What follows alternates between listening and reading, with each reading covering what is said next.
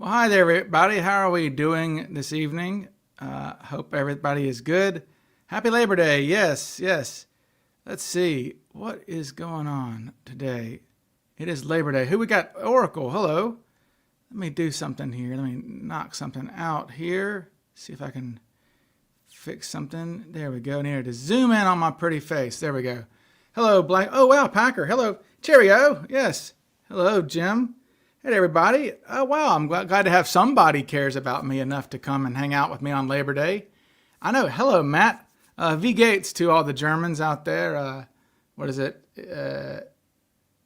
Strasvutia to our Russians, and bonjour, and hello to everybody. Hello to, let's see, who we got? DB Cooper's in the house. Hello to BBG in Cornwall. Hope to see you soon.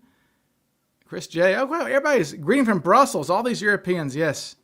From Lapland, Finland, Brussels. Oh, I'm so glad that you guys get to join for one of these. Ireland. Cool. Well, great. Well, you guys were asked for a Euro-friendly time, so yeah, that's some Comrade Rekka speak. Das Vidanya. All right. Hi, Max. You're ready, and you're ready to jump into the night sky. Yes. I'm actually had to pause my video I was working on. I was working on a video for you guys about the sighting on the Lewis River Road, which I think is probably the, as far as post-hijacking Cooper sightings go, I guess that's the most intriguing. So I should have a video out about that either tonight or tomorrow. But anyway, so I wanted to do that one. Okay. Right when the transfer window. What do you mean the transfer window? I'm not sure what you mean the transfer. Anyway, so what do you guys want to talk about? Shoot me some questions. I don't know what you Europeans have questions about with the Cooper case, and we can get going here. But anyway, got CooperCon coming up. Let's see, in less than 3 months. So it's in September 1st here. Okay. Yeah, so two and a half months or so. I think that's November 14th. Oh, Max has something. Cooper, LaPointe, McCoy, Heinemann, and Hetty all fought in a war and all put their chutes on by themselves, but Mac didn't serve in a war and didn't know.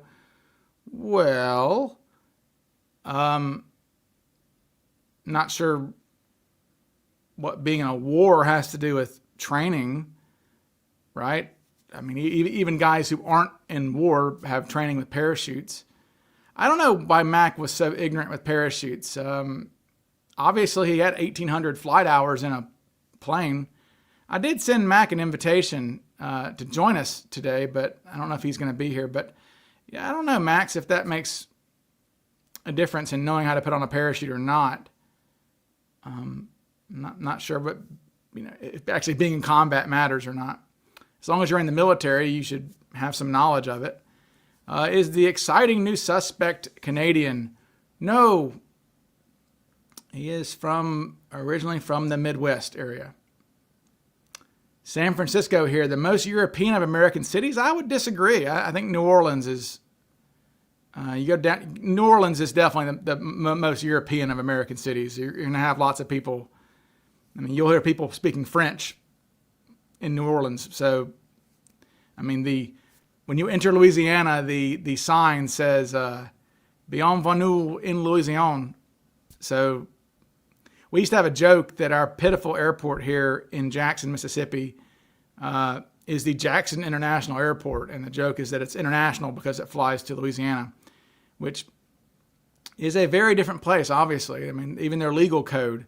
Like, as a lawyer, I've been a lawyer for 20 years, and I can't go be a member. There's no reciprocity. I can't just go practice law in Louisiana like I can in any other state because they have the Napoleonic Code or whatever it is. So the History Channel is replaying a DB Cooper show right now. Which one is that? Which crummy show is that? Maybe is it the one where we have our good friend Darren at gunpoint being forced to say that Walt Rekka looks like the sketch? In 1971, Walt would have been 37 years old. He looks similar to the hijacker. He looks similar to the hijacker. Okay, yeah, it always makes me laugh. Okay. I always wondered if it was a military prank and they buried bundles of cash all over the greater Portland area, but only the Tina money bar was found. I mean, I don't know. I mean, that'd be a hell of a military prank, wouldn't it? A lot of things to go wrong there. I think that's overthinking it, I would say. I mean, I really just think that this is my research indicates that this is just a bank robbery that was done clever, essentially. That's all. He was a bank robber. So if they're not going to rob a bank as a prank, then I don't think they would rob an airline of $200,000 as a prank either, but you never know. Has anyone duplicated the exact jump from the coordinates of where he is believed to have departed using the same parachute type where they land? No, but they did think about it. Earl Cossey volunteered to do it. They had all kinds of ideas when the hijacking first occurred to try to figure out where it would have landed. The FBI were like, hey, we could use a dummy and attach a parachute to the dummy, and we can get a live person maybe from the Air Force. And the Air Force said, no, we're not doing that. It's too much liability there. Then they said, maybe we can get a civilian. And they got Earl Cossey volunteered for it, to do it. But the problem is it was determined that it was kind of futile, really, because we don't know what altitude he pulled his ripcord. Think about that. I mean, you're talking like miles of difference, depending on where if he pulls immediately, he's going to drift a certain number of miles. And if he pulls late, if he's a Ted Braden type and he pulls late, he's going to not drift as far. So really, they determined it was kind of useless. And the wind is always going to be different. You never know when a gust of wind is going to come. So really, and the bottom line is they're not exactly sure precisely when he jumped. I mean, they have a good idea, but there's just too much variance there, really. So so they never considered it. The utility of doing so just didn't warrant it. Someone in the world gave birth to D.B. Cooper. Yeah, he did. He had a mom and a dad, unless he was an immaculate conception via Ralph Himmelsbach. Had the exact model of sunglasses that Cooper wore ever been determined? No, but there weren't that many of those types of sunglasses back then. I've got the ones back there. I've got those are Ballaramas. Those are, I mean, probably those were the most common back then, with the Ballaramas. So they're probably similar to that. But then again, maybe not, because Florence Schaffner said that they looked like prescription sunglasses, and I'm thinking like the Roy Orbison types, those big kind of thick ones that had the sides to them. But then again, the descriptions of the sunglasses are different. Tina Mucklow calls them wraparound, but then you've got a couple people, Alice Hancock, I think, and George Lebissoniere, who I don't think is a good witness, by the way. I think he's probably the poorest witness. But Lebissoniere and Hancock say that the glasses had horn rims on them. So I don't know many wraparound Oakley-type sunglasses that have horn rims on them. So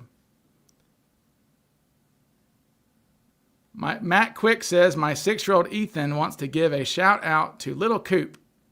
Ethan, is that Ethan, is that the one who? Is that the one that was? Is that the one that was at CooperCon? There was a young kid at CooperCon who was really funny. I thought his name might have been Ethan. I'm not sure, but it says Ethan wants to give a shout out to little Coop. Well, there's little Coop says hello, Ethan. How we doing? Let me make sure he doesn't fall over. He gets drunk. Okay. Oh dear. Okay. Well, Harry Lime, Okay, Matt, not one. Well, this is a good one. Forgive me, Harry, and it's okay. Again, if you're a newbie to the case, totally fine, and I will not be douchey about this because I think everybody starts somewhere. Harry says, "Forgive me, as I'm sure this has been answered numerous times before. What is the main reason why McCoy is not D.B. Cooper? He fits the picture too well in my eyes." Okay, well, I've got, maybe 4 videos on my channel about McCoy not being Cooper. And I think I've got an entire chapter in my book about it as well. But basically, okay, the main reasons are going to be, I would say the ultimate reason is that we have, his picture was shown to all of the witnesses, okay? And all of the witnesses, including all 3 stewardesses, Tina Mucklow spent 5 hours with this guy. All of them said, no, not our hijacker. Full stop. Okay, just not. So there's that. Number 2, I would say, is that he had a terrible lisp. Okay, Richard McCoy had a birth defect that required the bottom of his tongue or something to be removed when he was born. He had an operation that left him with a really weird lisp. He had a strange voice. It was very distinctive, and he had a very high-pitched voice too. And, of course, Cooper's voice was described as being articulate, soft, intelligent, with no accent. In fact, the ticket agent called it a pleasant voice, whatever that means. Whereas during McCoy's hijacking, his voice was so distinctive that the pilots told the FBI afterwards, and this is all documented, that they thought their hijacker was disguising his voice. But that's just the way McCoy talked. He had this weird voice. Okay, so there's a gazillion other reasons too. McCoy was not a smoker. He was never known to be a smoker. In Vietnam, even people who served with him in Vietnam have been asked about it. McCoy was not a smoker. Wasn't a drinker. Okay, wasn't a drinker, wasn't a smoker. He was devout Mormon to that degree. It's funny, you can be a devout Mormon, but not devout enough to not hijack a plane. But no, in fact, McCoy was eating candy on his flight for energy. They recall him doing that. Okay, McCoy also had a wound or a mole that required he had a big scar kind of right here on his face, and during his hijacking, he covered that up with a Band-Aid because it's a distinctive mark. Cooper was wearing no Band-Aids, and repeatedly the witnesses said Cooper had no facial irregularities, scarring, anything like that.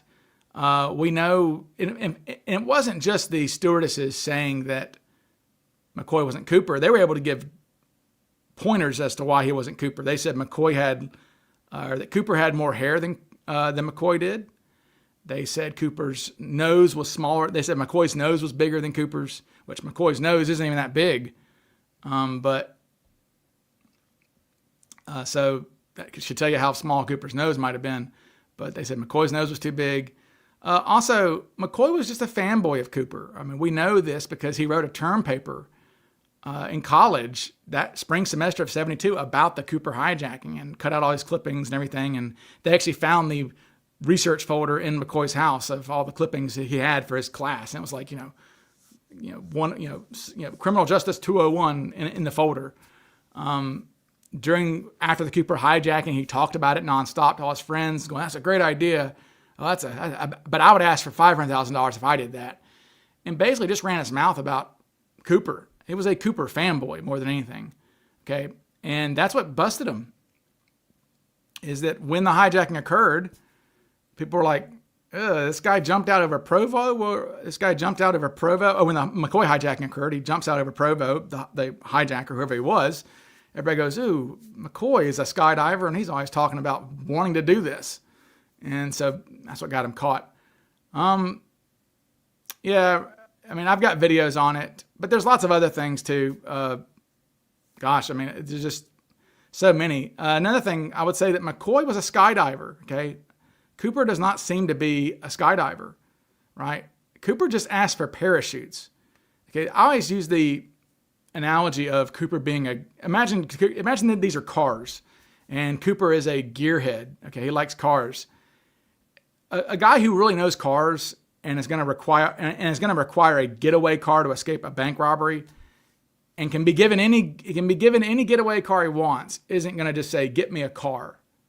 He's going to say, "Get me a Shelby Mustang, get me a Camaro." He's not going to say, "Give me a car." Cooper just asks for a car. Cooper just says, "I want parachutes." Well, that's not very specific, is it? I mean, like Mac McAnally asks for parachutes, and they give him 6 of these little front reserves here. Oops. So Cooper's not specific. Whereas McCoy was a skydiver, and McCoy brought his own parachute with him. He also asked for specific parachutes to be brought to the plane. Paracommanders, they're called, from a specific skydiving center. McCoy's just very different. Okay. Yes, I can keep going. But yeah, Max, just relax. Yeah, I can. We got time to kill. But yeah, a lot of folks, when you get into the case, McCoy makes sense. McCoy makes sense, Harry. It's no, I mean, I'm sure I did. I mean, if you watch the Unsolved Mysteries episode, they have the little interlude going ding, ding, ding, ding, ding, ding, ding. Update. Could McCoy have been Cooper? 6 months after the hijacking, this guy did this, and it's all eerie. And I mean, it makes sense to think that, but they're just very different hijackers. Oh, another thing, just how different they were. McCoy uses a pistol and a grenade. Okay. Cooper uses a briefcase bomb. McCoy is sweating like a pig. Okay. His makeup is running off his face. He is sweating so badly. He is nervous as hell. He is mean. He is yelling at the stewardesses, "Get the hell out." He's nervous. So if this is your second time doing this, why would you be that nervous? In fact, McCoy was so nervous, he left his ransom note in the terminal where he had been sitting in an envelope. And as the plane is about to taxi away from the jetway, a gate agent runs on board waving this envelope high, going, "Hey, did anybody leave an envelope in there?" And McCoy's like, "Oh, shit," and jumps up and, me, don't look at it. But he was such a bad hijacker that before he even started the hijacking, the pilots knew they had a hijacker on board. They called down to ground control saying, "I think we're going to be hijacked. There's a guy who's weird on the plane. We're going to fake a mechanical difficulty and land in Grand Junction, Colorado." And McCoy hears this and goes, "Oh crap, I've been had," and that's when he starts the hijacking. Compare that to Cooper, of course, who is as subdued as it gets. And also, Harry, you may not know that how McCoy was dressed. Right? McCoy, Cooper did everything possible to blend in with the way he looked, with everybody else, right? McCoy, though, on the other hand, McCoy was dressed, his idea, for some reason, McCoy wanted to dress very garish, I guess. I don't know what his point was, but McCoy's outfit, this is what McCoy hijacked a plane in. It's the best I could do with AI. He had blue bell-bottom pants, a yellow tie, a red jacket with a blue lapels, mirrored aviator sunglasses, a giant bushy wig, a fake mustache, black gloves, a floral patterned pink shirt. Just like a clown. Like, it's just bizarre. I mean, how could that be like Cooper? So, no, not Cooper. But understandable to think it could have been Cooper. Okay. But yes, I have lots of videos on this. So go to my channel. I have lots of McCoy videos. Those are good. All right.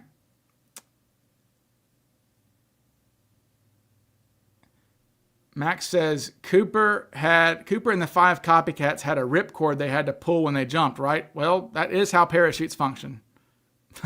If your parachute does not have a ripcord, you only have the rest of your life to figure out how to deploy your parachute without a ripcord. They were all pretty bad witnesses by where we stand today. well, some are better than others. I'll just say that, right? Lebissonier is constantly, when you go through the FBI files, he had a weird view of Cooper, I guess. He keeps wanting Cooper's head to be wider, his nose to be wider, and everybody else is like, no, narrower, narrower, narrower, and he's like, wider. If we look at Lebissonier's testimony, he says Cooper is wearing a black coat with a sporty red vest underneath. Or maybe just sporty vest. I don't know, but he thinks Cooper's wearing a vest. Just a strange... And plus, he's way in front. I think Lebissonier is in like row 12 or something. And the only time he ever saw Cooper was when he had to go... He kept going to the bathroom to go pee. And my take is that he may have been drinking a bit. He was just returning from a deposition with a client. And having done depositions myself with clients, you will have a post-deposition drink. And I don't know, if you look at Lebissonier coming off the plane in the video of him, he looks rather disheveled. He had DUIs on his record. So part of me thinks if you read his testimony, it's like a drunk man's memory of the Cooper hijacking. It's, he stops the cowboy from messing with Tina and all this other stuff. It's just, I don't know. But that's just me. Maybe I'm wrong. But saying Cooper had a sporty vest is a strange thing to say. And like I said, his eyewitness his vision of Cooper's face is very different from everybody else for some reason. So I don't like outliers, and he is an outlier. So I don't put a lot of stock in Lebissonier. All right. Hi, Carlos. A little late. Not too bad. Okay, Matthew says, something I've always wondered, did the FBI try to take fingerprints off of the glass with bourbon and 7-Up? Yes, we have, in fact,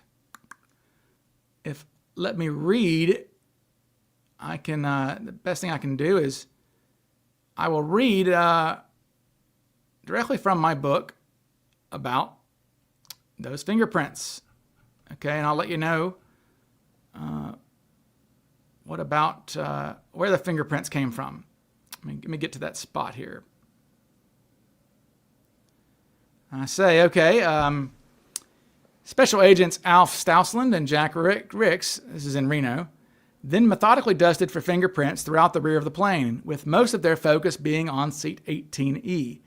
Their efforts around the hijacker's seat resulted in the collection of 10 partial fingerprints and a single palm print. Additionally, they dusted the interphone, the area around the aft stairs, the rear bulkhead door, and 4 plastic drinking glasses found in the rear trash can. It says the contents of the seat's ashtray, being 8 cigarette butts, were then placed into an evidence bag. But yeah, so, they got everything. As I said, the interphone, they dusted drinking glasses from the everything. But again, folks, Cooper, and I've got some information that I don't want to give out yet because it's got to be something in the book, I guess. But I'm pretty sure that Cooper definitely obfuscated his fingerprints somehow with glue or something like that. So that's why they only found these partial fingerprints by his seat, because I think everything else was, he just didn't leave fingerprints on anything. Because remember, fingerprints are the DNA of the time, and criminals would do that. I remember asking John Detler, who was one of the first case agents on the Cooper case in 1971. I asked him at CooperCon, I said, back then, did criminals put glue on their fingertips? And he goes, yep, absolutely. So I think Cooper did that as well. And think about this. All the other copycats wore gloves. All of them. But Cooper did not. So, I mean, anybody alive back then knows that fingerprints are how you get caught. So if he's not wearing gloves, then he's wearing, probably doing something to his fingerprints, which makes sense. Okay. Remember how Richard Simmons said in his original statement that he didn't notice Cooper, then in search of, he had a detailed story about how Cooper was staring at him as he went to the toilet.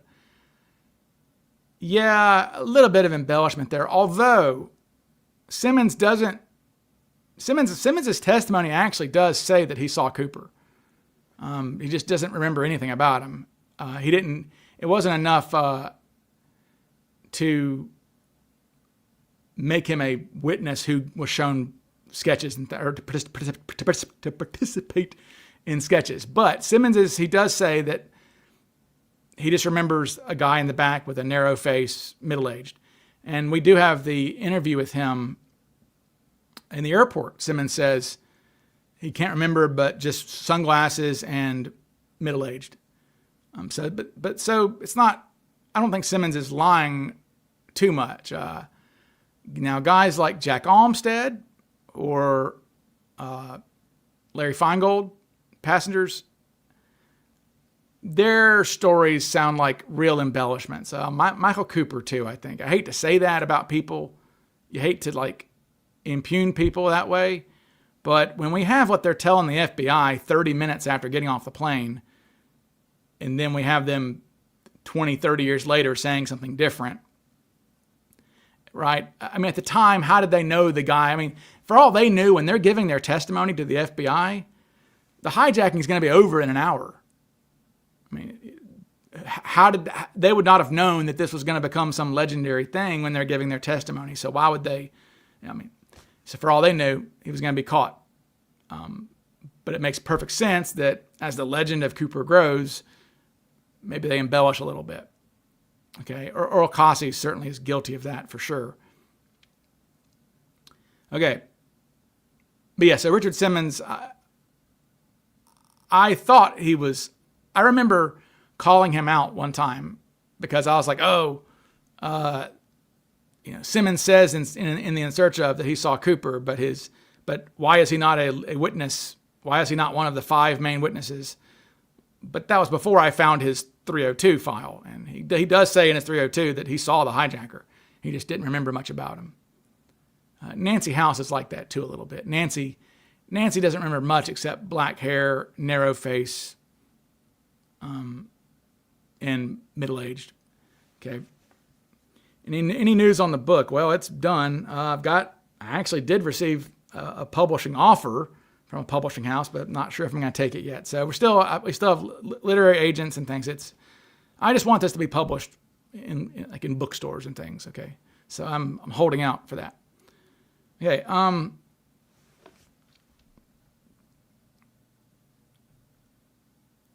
Share something new and interesting I have found in my recent research.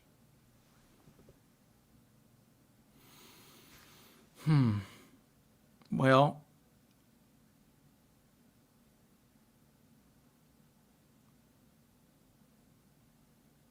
it's kind of, I don't know. I come across so much that it kind of slips my mind what I come across. But I mean, there are a couple things. I mean, there is something exciting I've come across, but like I said, I don't want to give that away. Sorry. Let's see. Okay. Yes, I'm doing a very early stream, Ollie, because it's Labor Day, and I wanted our European colleagues to have something to be able to participate in a live stream, and it's always midnight or past whenever they are doing it. Maybe Cooper used the ransom money to bribe McCoy to copy his hijacking to throw the scent off of himself. Well, there were 16 guys who tried to do this. Don't think Cooper needed McCoy to throw off the scent. Again, McCoy was just a fanboy. This might be a question for Andrade, but do we have any info of malfunctions happening with those parachutes, ripcords breaking, canopy issues? Talking about the military parachutes. Man, it would be negligible.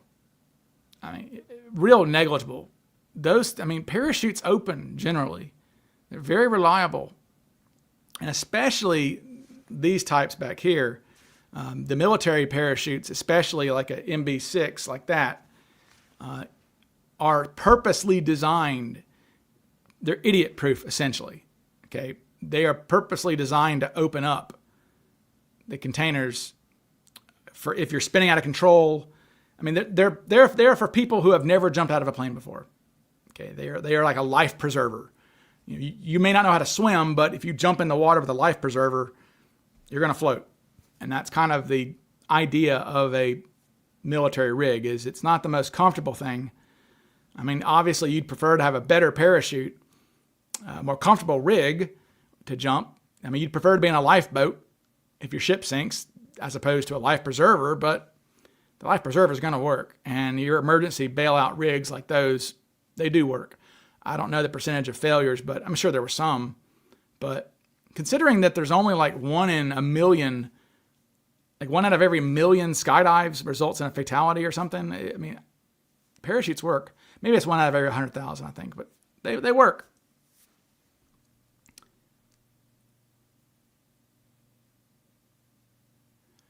Yeah, that's a good point. I mean, Matt's right. I mean, the reason witnesses are bad, or can you accurately describe the last cashier who served you with something in the supermarket?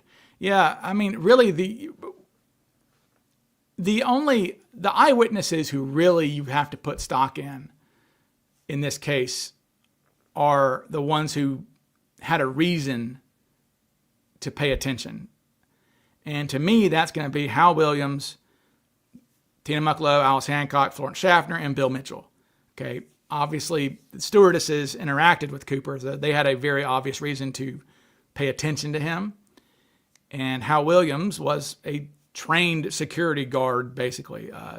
Gate agents at the time, including Northwest, we know from an article that was written after the hijacking, a week after the hijacking, Northwest said, yeah, our gate agents had gone through the FAA training or whatever. So back then, before security, before we had metal detectors and everything like that, security was done by profiling, just like the Israelis still do. You profile.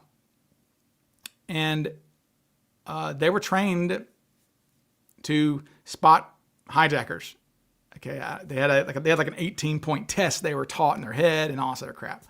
So failed Hal Williams, but Hal Williams was at least trained to pay attention to people. I mean, the hijackings were this wasn't like today where you're like, well, this guy, I mean, the likelihood of being hijacked is so low, I'm not paying attention. But back then there were hijackings every week, damn near. So they took it seriously. So I think Hal was paying attention, and Hal did say that Cooper stood out to him because he was not associating with other passengers. He was not waiting in line with passengers. He was off to the side a little bit. He just didn't check enough boxes to be pulled out for extra screening. They were called selectees. If a gate agent thought someone looked suspicious, apparently when McNally's flight happened, there were, I think there's an article that said 7 or 8 people were pulled out of line for additional screening, not Mac. So I'm just picturing Mac sweating bullets as people are being picked out of line, and he's sitting there holding a briefcase with a submachine gun and a pistol in it. But so yeah, and then Bill Mitchell. Okay, Bill Mitchell being jealous because Tina Mucklow, the cute Tina Mucklow, was not paying attention to him. Bill spent quite a bit of time picking on Cooper, is what he would say. He was bored. He was trying to study, and when he couldn't study, he would glance over every now and then and look at Cooper. And he noticed Cooper also because Cooper spilled his drink right in front of Bill Mitchell. What a klutz. So Bill's the only person who saw Cooper spill his drink. So Cooper and Bill were paying attention. And eventually, Cooper tells Tina basically to get that kid out of here.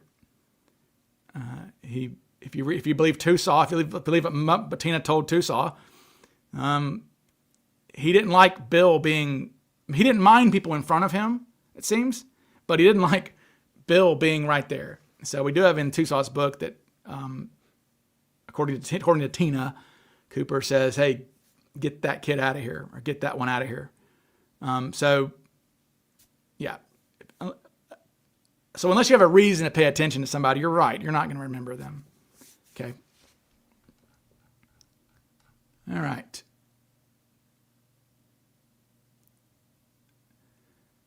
Will you sign a book upon request? Well, I guess. Sure. Have I learned anything more from the lake search? What are you talking about, the lake? I'm not sure what lake you're talking about there.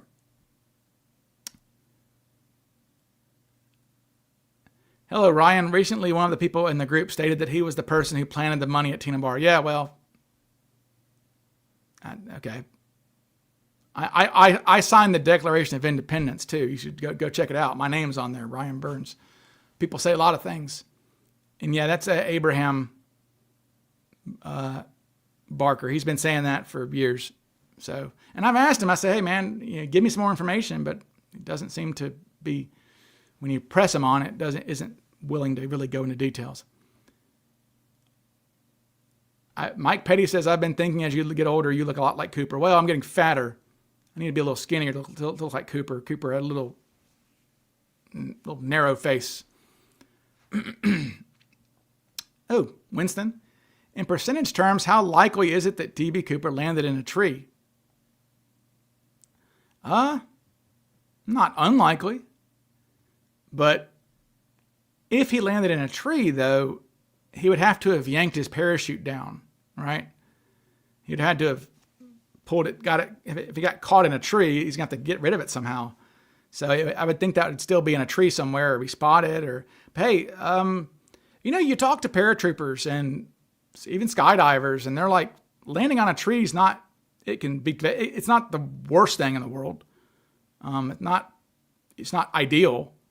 But if it's not a tree if it's not some redwood tree that's 1,000 feet in the air or whatever, then it's okay. It could be worse. So, in fact, hell, maybe landing in a tree would have been better for him instead of hitting the ground. He couldn't see the ground when he hit the ground. Almost certainly it'd be too dark. So maybe landing in a tree would have been a better landing for him because he's not breaking his ankle. But I don't know. I mean, if we look at the drop zone where he drops, I mean, the problem is he's dropping south of the Lewis River, I think. And once you get south of the Lewis River, it's not a dense forest. I mean, there's trees and things, but more farmlands than anything else than trees. North of the Lewis River is when you get to Ariel and Cowlitz County. Okay, I was just like, the easiest way to say is Lewis River separates Clark and Cowlitz County. Cowlitz County's got a lot of trees. Cowlitz County has the forest. I forget what that forest is called, but it's all timberland. Once you're south of the river, it's hit or miss. So I would maybe 30% he lands in a tree.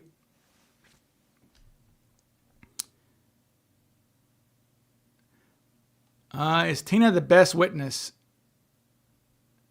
Okay. Is Tina the best witness? In reports about the yogurt shop murders in Austin in late 90s, a detective mentioned that traumatic witnesses tend to be more reliable than casual witnesses. Well, Tina's issue is that Tina claims that she didn't look at the guy much, that she really only saw him from the side profile, that he was slumping the whole time. I don't know if I have that with me, but I don't guess I have that statement.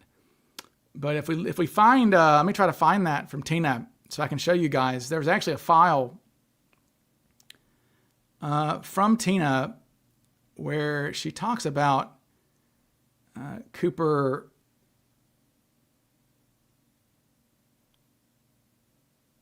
She talks about, here we go. Says she advised that during the hijacking, unsub, that would be Cooper, did not look directly at her, nor did he sit up straight in his seat, and at all times he was bending over. So there's also another one too where I try to find it. I wish I could find it, where she talks about, this is it, or maybe this is the same one, I'm not sure. Yeah, it says she pointed out that during her contact with Cooper, he for the most part was seated on her side so that she only saw his profile. She never observed him from straight ahead, and most of the time he was whispering in her ear, and therefore she was not in a good position to observe his facial features in great detail. So, I guess that's why a lot of us think that that Flo is probably your best eyewitness as far as his face goes, because Flo interacted with him many times before he became the hijacker and looked directly at him. In fact, Flo and Cooper had a staring contest. I believe she may have even used that term in one of the interviews she gave in the press conference in Minneapolis 2 days later. She says, Cooper hands her the note. She goes and sits down in her little jump seat. Cooper turns and looks at her, and she looks right back at him, and he looks at her. And she says, I kept staring at him. And then finally, she gave an expression like, what do you want? And he said, Miss, you better read that note. So Flo is, I think, our best witness as far as his face goes. But, I don't know. Tina, yeah. Wouldn't landing in a tree in the dark just give you different injuries? Yes, possibly. For sure.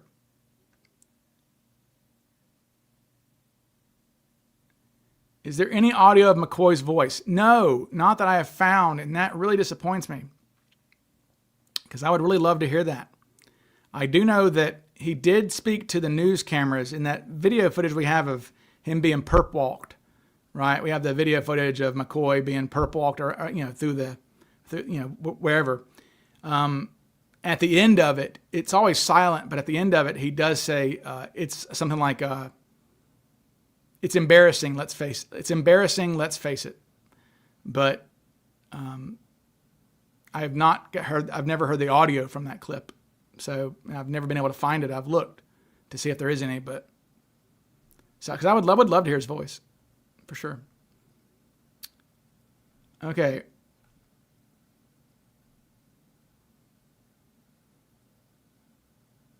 Max, you're just answering. Okay. Do we have a suspect who is a paratrooper who fought in World War II as a paratrooper, then fought at Korea and Vietnam? Yes, Ted Braden. Ted Braden was a 16-year-old soldier with the 101st Airborne. I believe he was in the 502nd Parachute Regiment in World War II. Got 3 Bronze Stars, 2 Purple Hearts, all before he turned 17 years old. Then he's in Korea, and then he's in Vietnam. Yes, Ted Braden.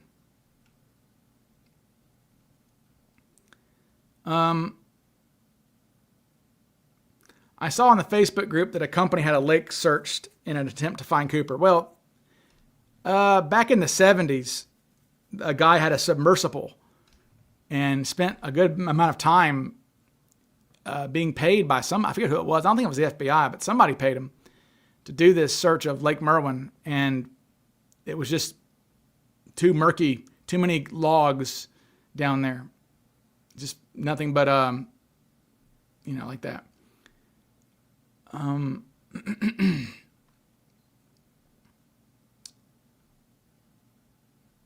What's the current estimated drop zone again? I mean, I've revised it over the years. Research comes and goes, but generally, I would say that I would put him.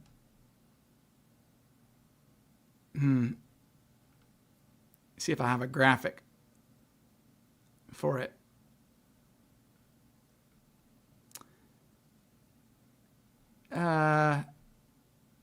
Sorry, folks. I'm going to put him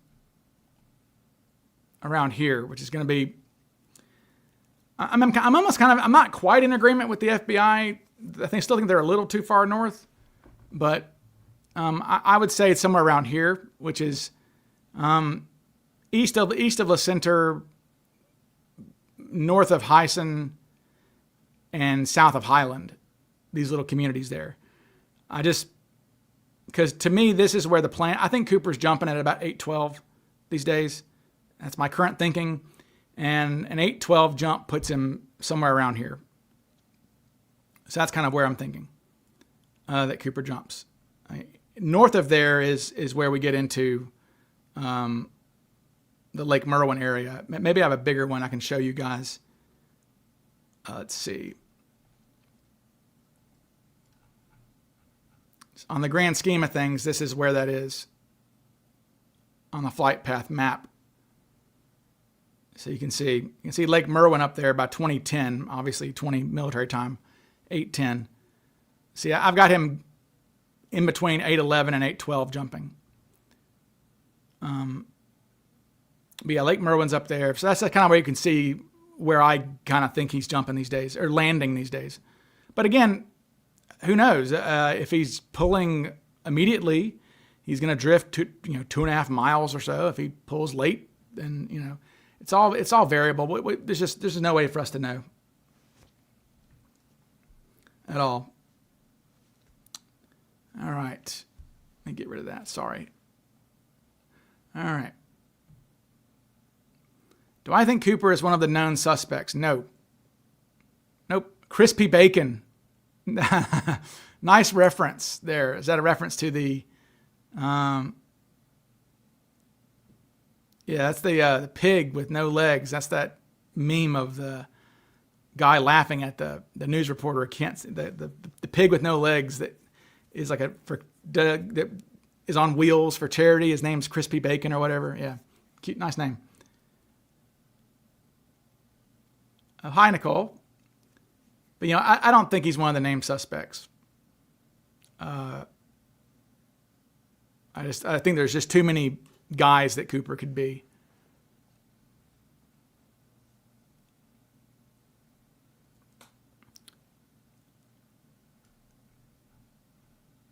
All right. Max, calm down, man. Calm down. I don't know. Ryan, can you expand on your reassessment of Cooper's jump time? Yeah, basically, I just, God, it's so hard to explain. Let me try to, okay, so there was a time where, okay, so we have, we've got Bill Radicek. We have the transcript, okay, that says we are experiencing oscillations in the cabin rate of climb indicator. We think he's doing something with the stairs. Or it says at the present time we are experiencing oscillations, yada yada yada. Okay, when you read the teletype, that makes you think that. Okay, see, oscillations are movements, okay, and the movements are Cooper on the stairs. And I think that you can see it in the video. Do I have the video of the guy? Yeah, maybe coming down. You can see oscillations in the video of the guy jumping in the D.B. Cooper movie. Look, you can see the stairs are moving up a little bit, up and down a little bit. That's going to cause the oscillations in the cabin rate of climb indicator, just a little bit. Okay, and so the oscillations are Cooper going down the stairs, or at the bottom of the stairs, and the stairs are doing this. Okay, but then I used to think that the oscillations happened, okay, and then a few minutes later, the pressure bump happens. But reading, there are some FBI files that seem to indicate that the pressure bump happens literally as Radicek is saying, we have oscillations in the cabin rate of climb indicator, kaboom, and then it happens. Because Radicek's next line after saying that is, I'm sorry, my earpiece came out. Okay? What happened is, I think that when the pressure bump happens, if you look in, let me see if I have my animation here. Maybe I have my animation of the cockpit so you can see. Let me pull up an animation here. Of the pressure bump.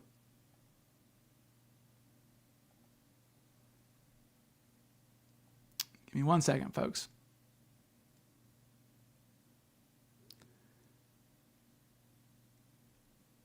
Bear with me.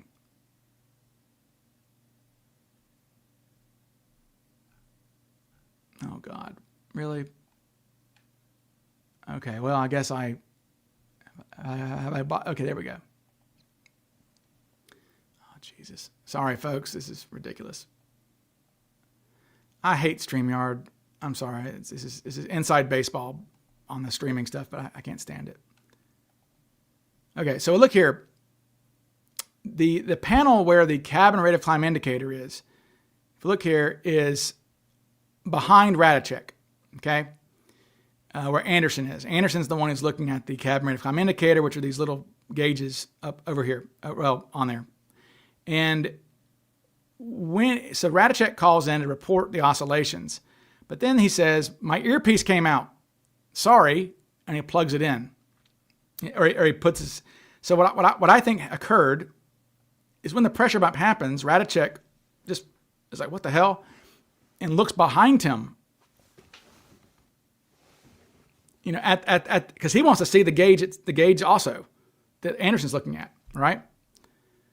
So when he looks behind him, pressure bump, it pops out. Now, that's not just a guess, because in the FBI files, we have it written that it's like, co-pilot turns head due to sudden change of pressure. I mean, it says that. Co-pilot turns head due to sudden change of pressure. The FBI are not in the business of inventing things, right? They're not going to say that and just guess. Okay, so they got that from somewhere. They got that from Radicek himself, or they got it from Soderlund or somebody. So I think the pressure bump happens now. I think the pressure bump happened during the 811, 812 oscillation call, because it's written in the FBI files that Radicek feels a pressure change, turns, and his earpiece pops out, or his headphone comes off because he's so jarred by it. And it literally, it's typed out, co-pilot turns head because of sudden change in pressure. So yeah, 811, 812, I think is when it is. Okay.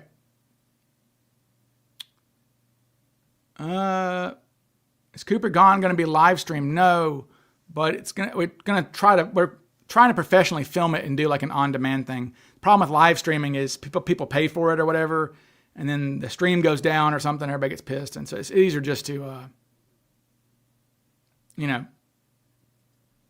easier just to do a thing, a post-production access thing. Yeah, I agree. It's funny that a Hollywood D-class movie gives us one of the best looks at Cooper's jump. Yeah, the only look at Cooper's jump, really. That's it. Do I know how a HYD lift cylinder works? I do not. I don't know what that is. O.J. Simpson is D.B. Cooper. Treat Williams. Okay. What do you think Cooper's favorite musical artist would be? Frank Sinatra? The Glenn Miller Orchestra? I don't know. I mean, what does a 50-year-old man listen to in 1971? Hey, Brad. I like the idea of a boat getaway. What do you think, Ryan? Well, the problem with Cooper having any sort of getaway that's planned out is that he doesn't know where he's jumping. Okay? Look, I mean, there were a lot of folks like to say that Cooper gave them configurations that would necessitate that they fly down V23. That is not true. Okay? They could have gone down what was V27 or V23. There were two options really. And they are 40 miles apart as you're near Portland, okay? Cooper really had no idea which one they were going to choose and didn't ask. Cooper never even asked how fast they were going. He never gave them a speed to fly at. Cooper was definitely winging it for sure. Cooper definitely was winging it. So I think that a boat escape or any sort of escape that requires being picked up, or I don't know, just the more you research it, it just seems like he was winging it. And I think that he parked his car. I think his car was somewhere. I think he started his day in Portland, and was like, I'm going to get back to Portland somehow, some way, eventually.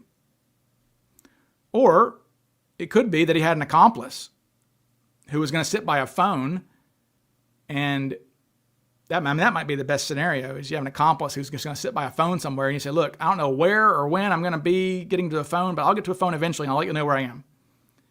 And you can come get me then. So that might speak to having an accomplice. But he was definitely winging his drop zone. He had no way of knowing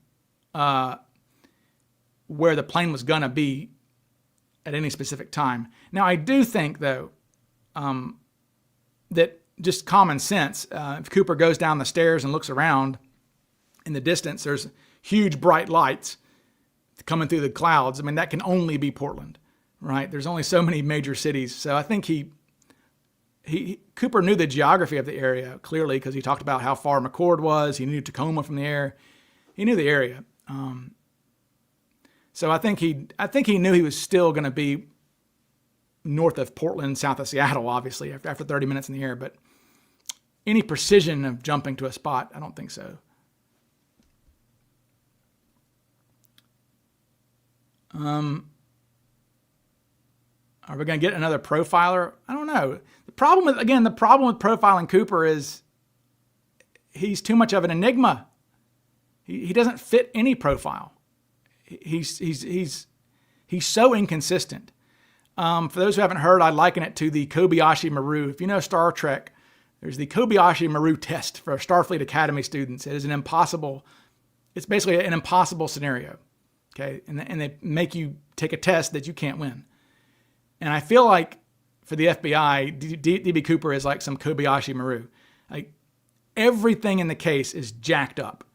Evidence is lost. Evidence is impartial. The hijacker is completely inconsistent. Sometimes he's stupid. Sometimes he's smart. He is generic as possible as far as his appearance goes. It's a hellish case from an investigative standpoint.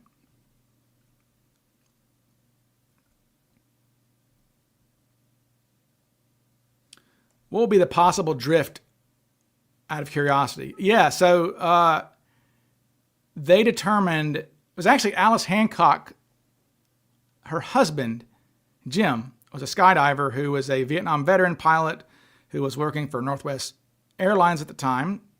And fun fact, Jim Hancock, he had been married to Alice for less than a month at that point. They had just got married. Was actually on Flight 305 that day. Jim Hancock deadheaded from him and his wife boarded the flight in Minneapolis. That's where they lived. That's where all the stewardesses and them lived at the time. Okay.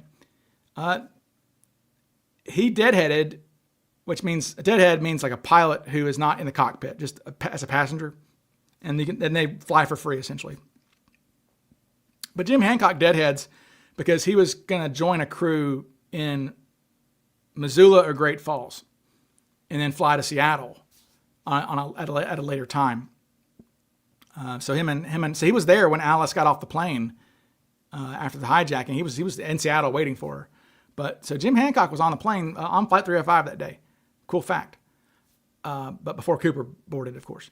Anyway, but Jim Hancock was a skydiver, and he and Alice had gone skydiving. I love that fact that Alice Hancock, a little 5'2" Alice Hancock, had been skydiving before. Remember, this was a time before tandem jumps.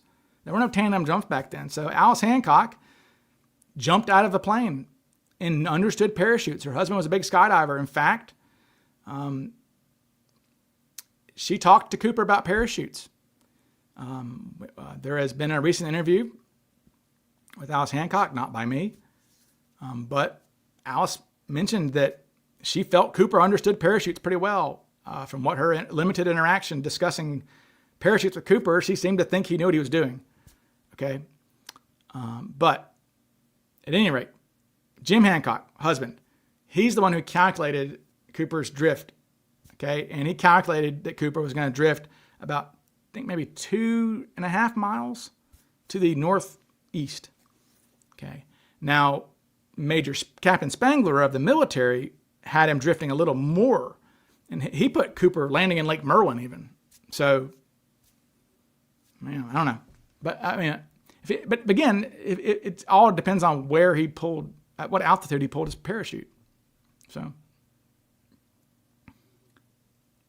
what was Eric Eulis saying about major developments? I don't know. Eric's Eric. Eric's Eric. Okay.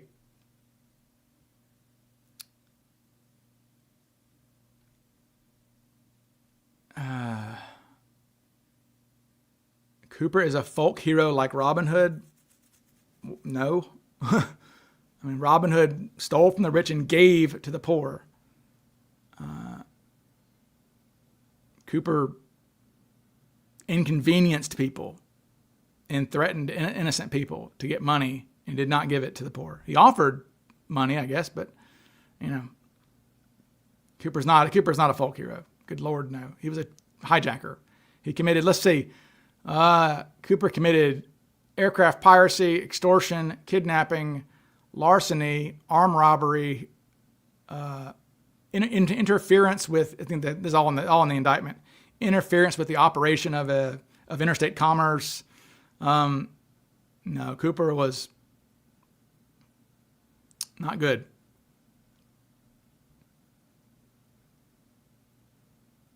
Did McCoy have an accomplice? Yes, his wife. McCoy's wife drove him to the airport, and he even tried to enlist his sister-in-law in the plan. Wanted to give her $50,000, and she was like, no. Of course, stupid, because she's the one who ratted him out, essentially, his sister-in-law, because she knew about it. But no, his wife dropped him off, and his wife was supposed to pick him up at a certain spot, but she got spooked by all the helicopters and things because they knew when McCoy jumped and where he jumped because of the pressure bump, right? They knew from the Cooper hijacking that, hey, pilots, you're going to feel a pressure bump. Let us know when it happens. They knew immediately it happened over Provo, and the choppers go out and sirens and everything. And his wife got spooked and drove home. And that's why McCoy had to bribe a ride from a 16-year-old kid for $20.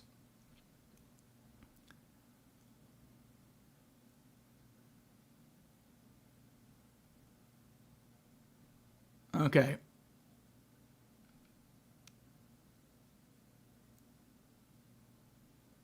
The Kobayashi Maru test is graded on how well you fail it. Yeah.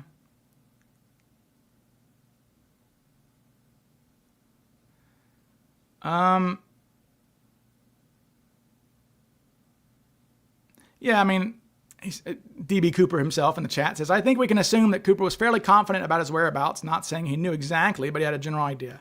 I can spot things from a plane every time I fly. Yeah, I mean, I think he gathered rather quickly that I am in roughly, northern Clark County, essentially. I am in these suburbs, just like the pilots knew we're in the suburbs outside of Portland. Cooper probably knew that too. Just because, what else would that be?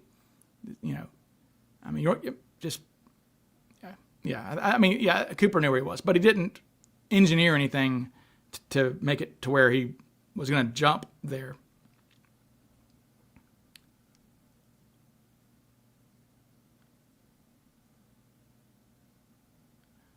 Why do you think Alice has been forgotten and isn't in most documentaries? I don't know. Flo has only been in one documentary herself. So I wouldn't say Alice has been forgotten. I think she's been interested. Bruce briefly talked to her. I know Pat Boland has talked to her. Jeffrey Gray talked to her. Thomas Colbert talked to her. I haven't called her up yet because I don't want to bother her, but I could. But no, she's not averse. To things. I would love for Alice to participate. She just didn't. It's funny. Alice is never on record, never gave an interview to a paper, is never on film talking about it. It is interesting, but I wish she was. So.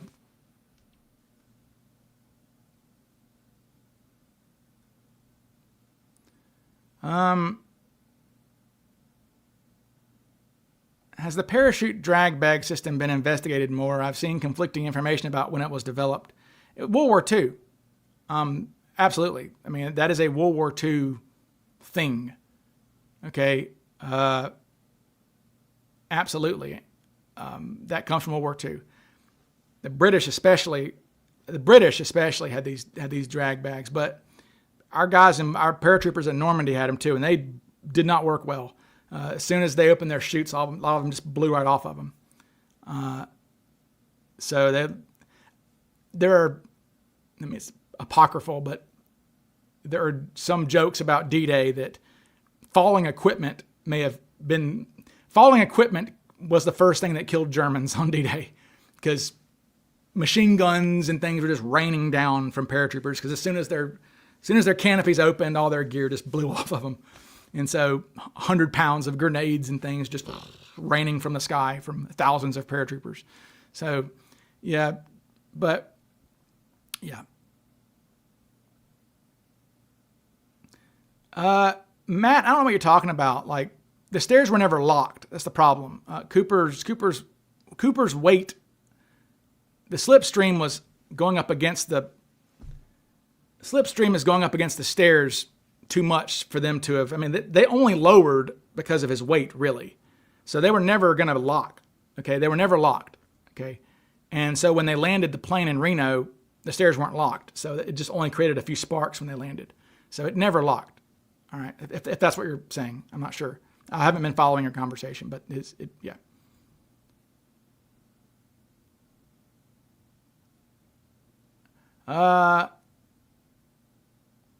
Could Cooper see the ground anymore at 8 p.m. or would the ground be pitch black? Look, it was pitch black. It's pitch black in that area of the country that time of year at 5 o'clock in the afternoon. It gets dark quick. So no, it was dark. I want to say it was a waning crescent moon that night. I'm not quite sure. I think so. So there was some moon. There was not no moon. But the lowest level of cloud cover was at 1,500 feet. So Cooper may have not seen the ground itself until he broke through the lowest level of cloud cover. Or it could have been open. I mean, there are stories of some of the witnesses or people interviewed said they could see the stars at about 8:30 that night outside in the suburbs of Portland. So it was spots. It may have been spotty. So we don't know what Cooper saw.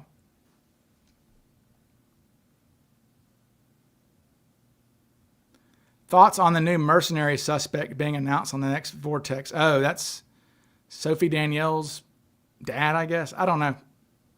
We'll see. I think he's like 30 years old in French. So I'm not sure that works too well, but maybe. Yeah, Nikki says Thomas Colbert was Alice Hancock's favorite, apparently. All right. Why doesn't Bill have a better description of Cooper? I guess you're talking about in his 302. We've got more details. Bill gives better details. The best details, honestly, are not in the 302, or not in their, or not on like their, like if you go to my website, norjack.org, and read Bill Mitchell's testimony to the FBI, or any of their testimonies, that's not the best descriptions you get in the FBI files. The best descriptions you get of Cooper are when the sketches were being made. When they're like, you should do this or that, or change this, that.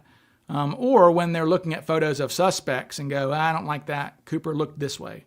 So those are your best descriptions. And Bill's plenty active when he's describing Cooper other times. In fact, I swear that one of the biggest pieces of lost evidence in this case is Bill Mitchell's side profile sketch. Bill, in the days after the hijacking, because he saw Cooper almost exclusively from the side, drew himself a side profile sketch of Cooper and gave it to the FBI. It has never shown up in the files. Maybe it will one day, but Bill said he never got it back from them, and so it's somewhere. So there is a side profile sketch that Bill Mitchell drew somewhere inside an FBI file.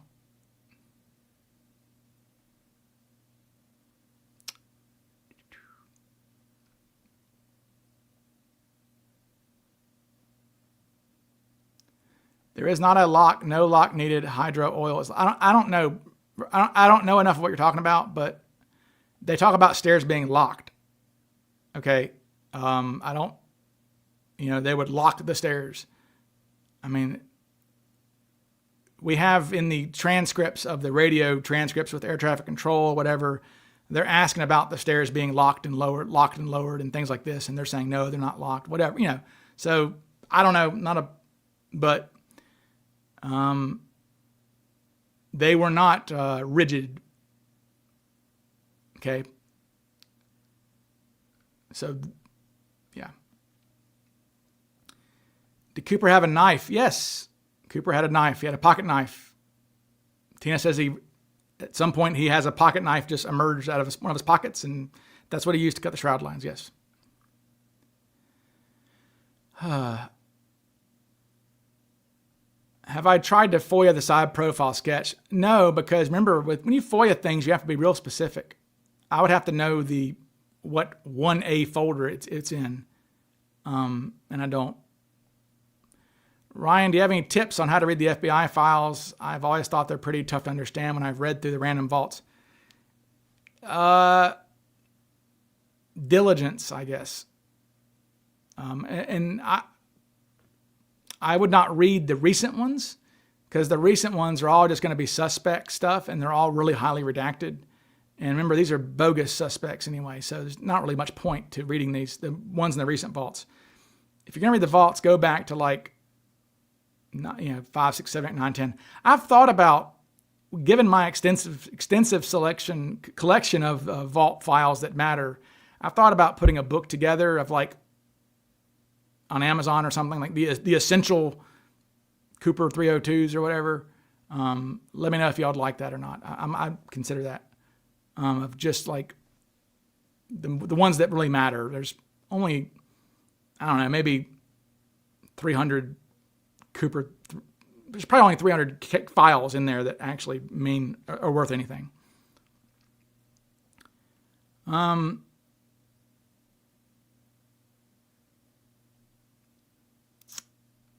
see. How are the FBI files released? Good question. Okay. Basically, they're released in chronological order at first. Okay. So the first 90 or so vault files were just chronological order releases, mostly. Let me show you. I guess I need to show you what I'm talking about. They're in chronological order, but there is a order to them within them. Let me try to,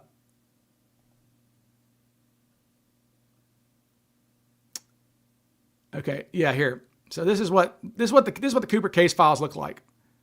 Okay. You can see here, they were released in this order essentially. Okay. Now, each of those sub-files, okay, they've been released by topic, but the files within the topic folders are in chronological order. So, yeah, it's kind of hard to explain, but they've gotten through all of those sub-files, okay, down to JJ, were released by Vault 90. After Vault 90, they get into the sub-files of the suspects, okay? So you get into sub-file 1, sub-file 2, 3, 4, 5, and that's what they've been releasing ever since Vault 90 or so, okay? Just files on suspects, and those are not particularly great. Sometimes it's cool, and those are in chronological order, according to when the suspect became a suspect, okay? So those are in chronological order. And right now, we're not that far. I mean, we've had 19 vault releases so far of just suspect files, and we're only in maybe April of 72. So all the suspects who came later, we're waiting on their files. And so now, and there are some good things to come from it. I enjoyed, obviously, Joseph Henry Johnson's file number 1. That was nice to see. Gary Samdahl, the guy who was like, I can jump out of the guy who the day before was on a Northwest Orient 727 and was telling the pilots, I could jump out the back of that thing with a parachute, no problem. Of course, they're like, who the hell would ask that? I mean, that's the day before the Cooper hijacking. This guy flying to Portland. I love that coincidence. Gary Samdahl. Dude is flying from Chicago to Portland. He's an air traffic controller going to Portland on a Northwest Orient 727 and goes to cockpit and says, hey, pilots, can those rear stairs lower in flight? They're like, I don't know. He goes, well, if they could, I could jump out with a parachute. I'm a skydiver. I could jump out with a parachute pretty easily. And this is the day before the hijacking on a Northwest Orient flight going to Portland. It's like, what a coincidence, right? That was cool to learn. Sheridan Peterson's file, I think, has come out already, yeah. So there's some cool things. Every now and then you'll get some good stuff. But yeah, that's the vault. Okay.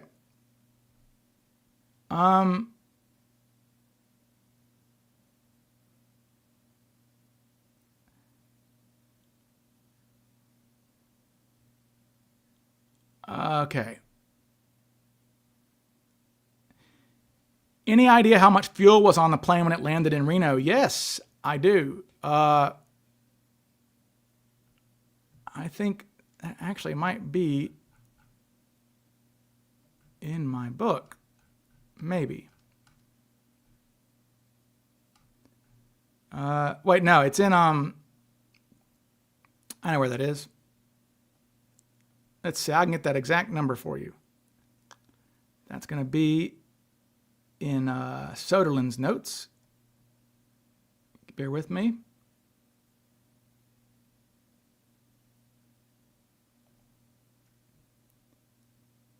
Oh, not those. Let's see.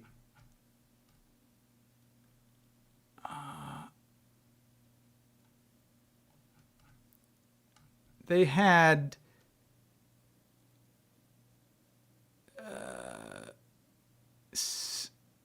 about 17,300 pounds left. So when they were full up, it would have been about 50,000 pounds, I think. By the time they landed, it was a little. Actually, it's a little less than 17,000. So they could have flown further for sure.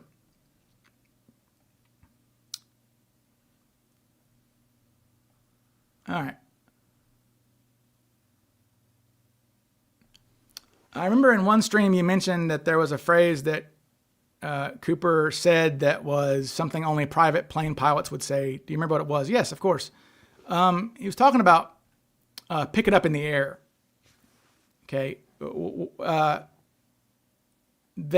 pilots, Soderlund of Northwest Airlines was like, that is a pilot talk thing.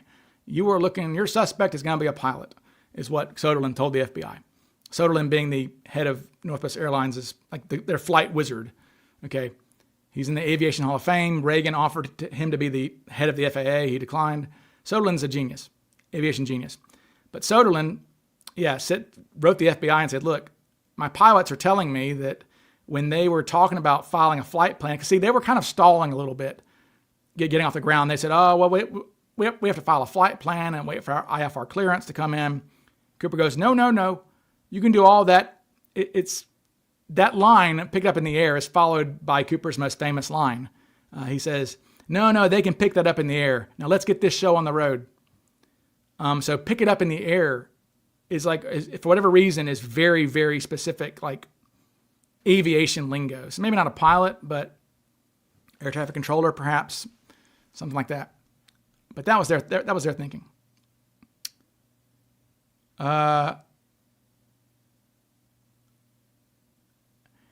Good. Hey, that's funny. Any chance Samdahl was talking to Cooper on that plane? Well, I mean, that was only a day before. So I don't think Cooper. I do think Cooper's a Cine copycat. So I think Cooper only needed 10 days to plan this or so. But a day is a little too much of a crunch time, I would think. But kind of a funny idea. Did Cooper have a wedding ring? No rings.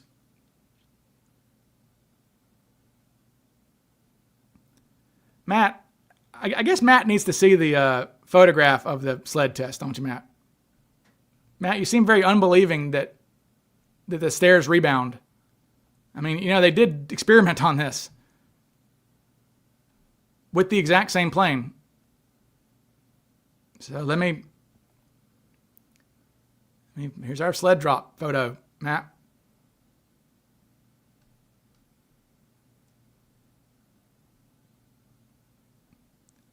There. There is film footage of it too, but we've not been able to get it from the FBI. So you can see when the 200-pound sled is pushed out, the stairs rebounded, boom, and they hit the top of the fuselage, forcing air down into the cabin. That's what caused the pressure bump for the pilots. This same exact thing happened every single copycat attempt. Okay, all 5 of the copycats, when they jumped, the stairs also slammed shut, boom, and caused a pressure bump in the pilot's ears. Okay, this is proven.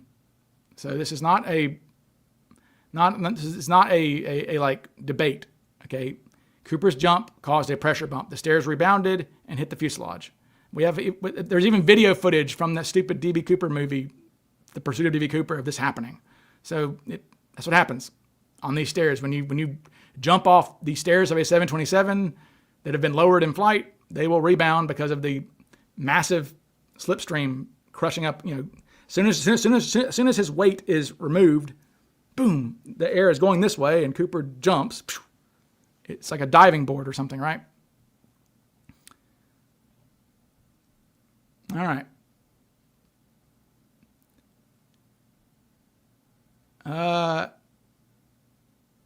Good question there. If Cooper was a Cine copycat and that was 11 days prior, then what does that say about Cooper's knowledge base and skill set? Well, it shows that he could make a convincing looking bomb very quickly. Okay, because obviously the bomb, they have done tests. The way the bomb was rigged, the way the fake bomb, we guess, was rigged, if it had live explosives, it would have gone off. If he had connected the wires and busted the blasting caps. So he either made a real bomb or he made a very, very convincing fake. How good is the suspect who called Ralph that night, Ted Mayfield? Ted Mayfield, not good. Mayfield's like 5'6" and bald and had a really round head. Mayfield's not a real suspect, but he was a tiny guy, like 5'6". And is there a picture of this Samdahl guy? There is. And I don't know if I have that though. Honestly, I've seen it in the 302s, and that seems like something that I should have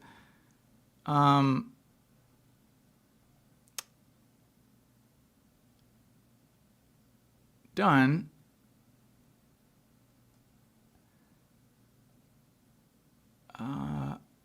Oh crap! Don't have Samdahl's. I'm sorry, but it's in the files somewhere. I mean, it's a terrible photocopy of black and white. And but when his photo was shown to the stewardesses, they said that guy is way too handsome to be Cooper. They said not Cooper and too good looking to be Cooper. So he was a handsome guy apparently, but he was olive skinned though, and had black hair, short black hair. And he was the right size. I think he was like 5'11" or so. But they said no, not Cooper. And they were showing his picture like the day after, like 2 or 3 days after the hijacking. And they said he's too good looking to be Cooper.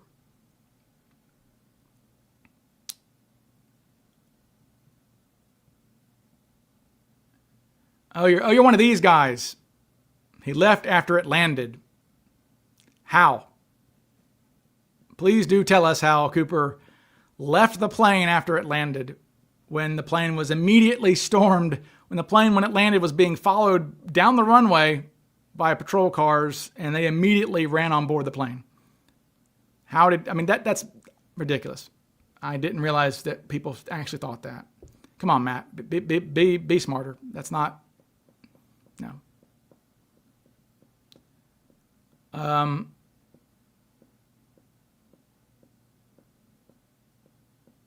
I was just wondering if Cooper was on the same plane to Portland with Samdahl. Maybe he's drunk and chatting too much. Oh, I see. Maybe he was. Oh, I see what you're saying. Maybe he. I got you. I see what you're saying there, Steve. Maybe he inspired Samdahl to go up to the front and chat with the pilots. I see. Did Cooper have a wristwatch? No. That is 100%. He did not. It was not. He wasn't wearing it. He wasn't wearing one on him. I'll say that because Tina said that Cooper continually had to ask her what time it is. So no.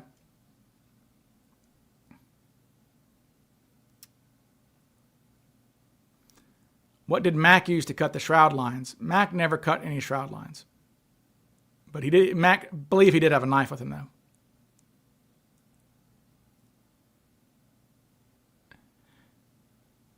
Did they see Cooper getting out of his seat? No passenger. The only passenger who noticed Cooper getting out of his seat was Nancy House, who saw him go to the bathroom and then leave the bathroom. Let's say they caught Cooper tomorrow from the hair slide. What would shock you the most about him? That he's still alive. They got to be shocked. I think that'd be the most. What would it take to motivate the FBI to search their Las Vegas archive for the Cooper hair slide? Somebody having a connection with an agent in that office. I don't know if they, I don't know if there is a lost and found in FBI offices. I've asked Larry that, and I think he said no. But it would be in lost and found, you know. Yeah. So yeah, I don't know what would motivate them, but that hair slide it's either in the Vegas office or it's in the Jackson, Mississippi office. But it's not gonna be, but it won't be thrown away. That's the one thing about it is that it still exists somewhere because it's got an evidence marker sticker on it. It's obviously a piece of valuable evidence. They're not just gonna get rid of it. What kind of jail time would a modern day Cooper be looking at? Ooh, a lot. Aircraft piracy. I'm not sure what the federal punishment is for that now. Back then, though, they got life in prison, most of those guys. If we look at the copycats, you can see what they got, right? Obviously, the nut house for one of them, 20 years, 40 years, killed. 45 years for McCoy, nut house again. Life in prison, life in prison, life in prison, nut house, killed by the FBI. 30 years, life in prison, 50 years and 60 years. And then probably the worst of all, the Southern Airways hijackers, they had to spend 20 years in a Cuban prison. So, those guys are out and about, by the way. I've seen an interview with one of those guys. They're still around. But yeah, those guys spent a while. But then again, guys like all these guys got released pretty early. Billy Hurst was only in prison for less than 10 years. LaPointe was like 7 years. Hetty was life in prison. Hetty got out in 8 years, I think. Heinemann got out in 1985, maybe, I think. So he only spent 13 years or so. Mac, of course, kept trying to escape prison. I did give Mac a invite to our chat today, but I guess he's asleep. Mac keeps weird hours. Mac wakes up about 5 p.m. every day and goes to bed about 7 a.m. So Mac's probably asleep right now. But I did send Mac an invite. Why were they released so early? Vietnam. I don't know about Heinemann, but maybe Heinemann just good behavior. But the other ones, Hetty, LaPointe, Francis Goodell, Billy Hurst, these guys were all Vietnam veterans. And I think that In the late 70s, if you recall, Jimmy Carter's administration was very lenient on the sins of people during Vietnam, right? The draft dodgers were all pardoned. I think they just knew that these guys weren't in their right minds at the time, and so they were released. So they had mercy on them because they realized, and that's the tragedy of McCoy, right? McCoy busted out of prison because he thought he was never going to see his kids again, but McCoy was the most highly decorated of them all. I mean, guys, McCoy was very, very high. I mean, he had a Distinguished Flying Cross, which is the highest you can get for aviation stuff. Yeah. How skilled were the cabin crew in recognizing accents? I bet they were okay. Honestly, I bet they had an ear for that. I mean, I would like to talk to a stewardess. But I bet they were okay. Now, the girls were from different places, okay? Alice was born in Oklahoma, but grew up in Minnesota. So she does have a Yinzer, what do they call that? I forget what they call Minnesota accents. Yinzer or something? I don't know. Tina is from Philly. So she does have a Philly accent a little bit. And of course, Flo is from Arkansas. So she is a Southerner like me. Okay. So I don't know, but no accent detected on Cooper. Why do I think the hair sample is still around? Well, I mean, because it's probably in the lost and found somewhere, you know. And I think it's still around because who would throw it away, right? I mean, even if somebody ever came across it, either nobody has ever come across it and it's stuck in a file folder somewhere after 1984, which is the last time it was seen, or somebody did come across it, didn't know what the hell it was, and put it in a lost and found or something. I mean, they're not gonna like the cigarette butts were thrown in the trash, literally thrown in the trash by the real villains of this Cooper case are the Vegas FBI office. They're the villains, right? They destroyed the cigarette butts, lost the hair slide. Yinzer is Pittsburgh. Thank you. I don't know why I thought Yinzer was.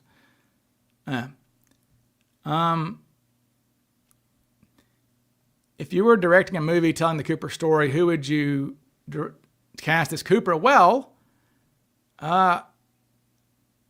good question. I would cast the guy who I base my Cooper on for my CGIs for the most part, right? You know, most of my CGIs for Cooper are based on Patrick Fischler, the actor. This guy here, if you recognize him, you might recognize him from Mad Men. He's Jimmy. He's the dude from Mad. He's been in a lot of stuff. Patrick Fischler. I like his look a lot. He was the guy in Mad Men, like the Utz Chips guy, Jimmy Barrett. You know, Don has an affair with his wife, of course. Don had an affair with my wife. I'm convinced. Don Draper has an affair with everybody's wife. But anyway, yeah, Patrick Fischler is who I would pick as Cooper.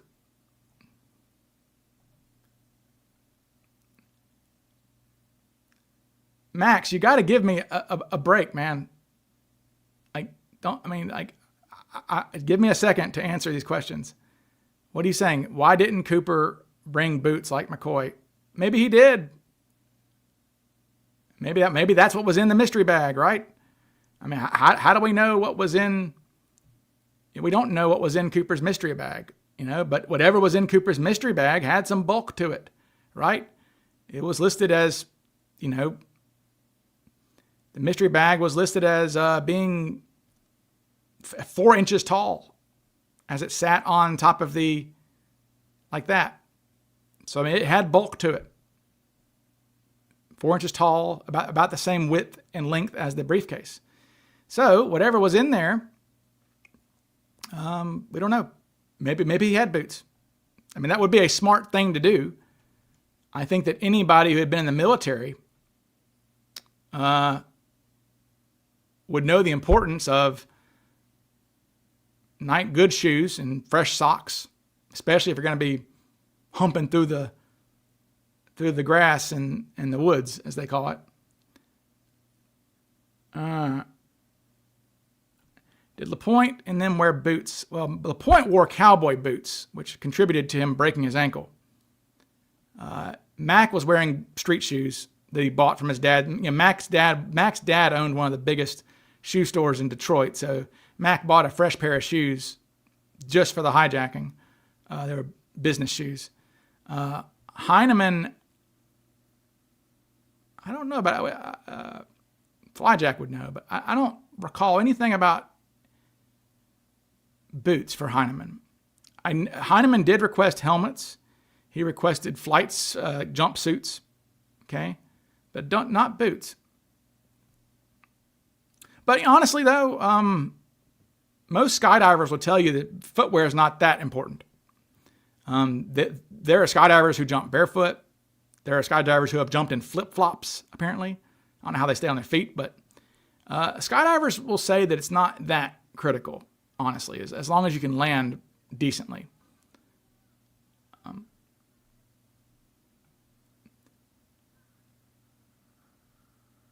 With all the missing evidence, is it just incompetence or something else? Well, okay. We only have two missing pieces of evidence, really. The cigarette butts and the hair slide. The cigarette butts were destroyed because they lacked foresight to know what DNA evidence was going to be in 20 years, okay? So they sent the cigarette butts to the FBI's crime lab and said, tell us about these cigarettes. What brand are they? Whatever. And let us know if there's fingerprints on them.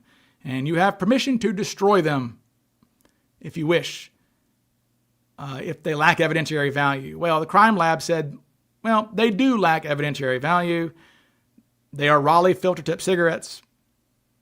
We find no prints on them, and we are sending them back to you to do what you wish. And they promptly, reading this, promptly tossed these cigarette butts in the trash, not knowing about DNA.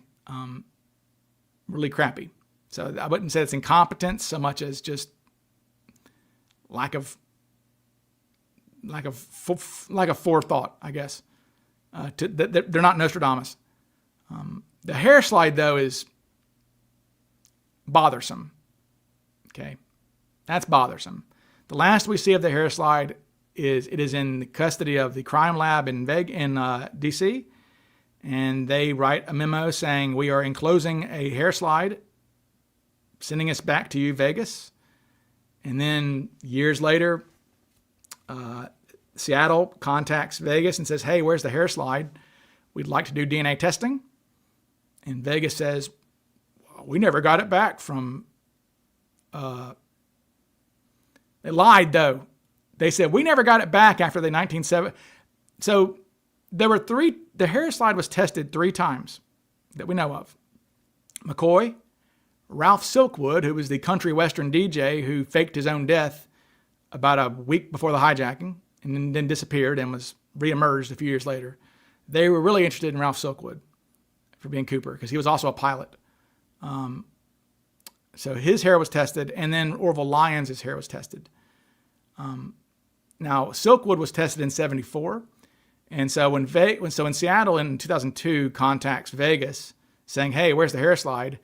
Vegas goes, we never received it back after the Ralph Silkwood investigation, which is bullshit because obviously they still had it in 1984 when they sent it to DC. So who knows?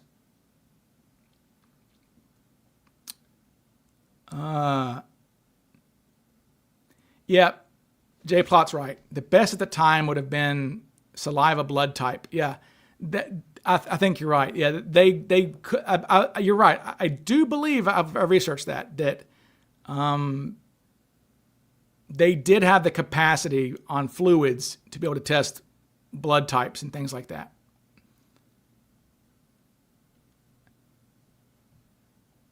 The way you know the case like the back of your hand is inspiring. I call it pathetic. shows what else I have going on in my life, I guess. Thank God Mrs. Sleuth likes the case also.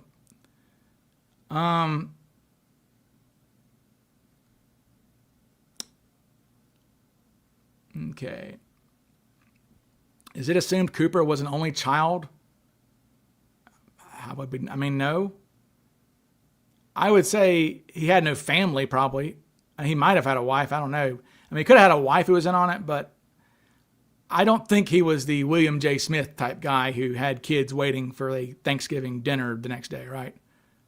Don't think so. In fact, McCoy, right? McCoy has small kids. McCoy hosts a Thanksgiving lunch at his house. That's one reason why we know he was not Cooper. He is witnessed by multiple people on the following morning, like cooking food for Thanksgiving, to go from jumping out of a plane in Clark County, Washington, to Provo, Utah in 10 hours or whatever back then is just not realistic at all.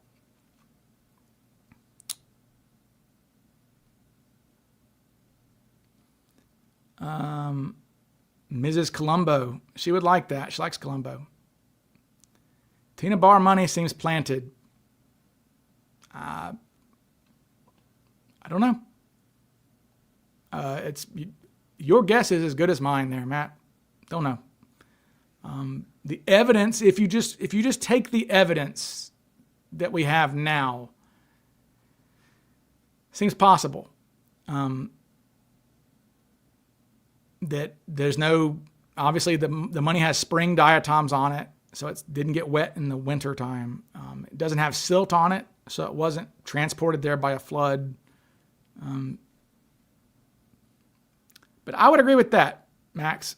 That's probably that's the biggest takeaway from Tina Barr that I have determined in my research, is that Tina Barr essentially proves he survived the jump. Because it's 10 miles away from where he jumps out the plane, and he's not landing near the river, okay? So the only way that money gets there with Cooper dying is if somebody finds Cooper's body somewhere, buries his body in his parachute without a trace, then takes the money off his body, and then for some reason they bury it on Tina Barr or get rid of it.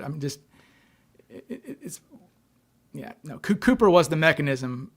Cooper escaping was the mechanism that got the money there. Now, I don't know how it got there. I still think just as plausible that Cooper, got a ride from a kid maybe and left a bundle in the kid's car when he left, and the kid found it later and goes, "Oh my God, it's the hijacker money," and just throws it out the window or something. Who knows? But I would suspect that Cooper doesn't know how the money got there. If Cooper were alive, I bet that when if he was still alive in 1980, which may not have been, but if he was still alive in 1980, I'm sure he went, "What the hell?" I doubt he had any. I doubt Cooper knew how that money got there, in my opinion. But yeah, the problem with the plant though is just why? What's the point of doing that? There's no money on the DNA yet. It would have been deteriorated, I would think.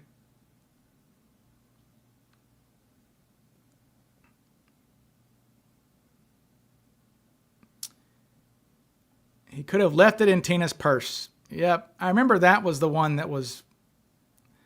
That was maybe the only time I ever got really shook doing one of these live streams. Is somebody said, "Okay, so we have." Somebody mentioned it. They said, we've got Tina, and Cooper playing around. We have Cooper and Tina playing around with the money, right? And he's saying, "Here, have some of the money." Or she goes, "Hey, a lot of money in that bag. Can I have some?" He goes, yeah, sure, here you go.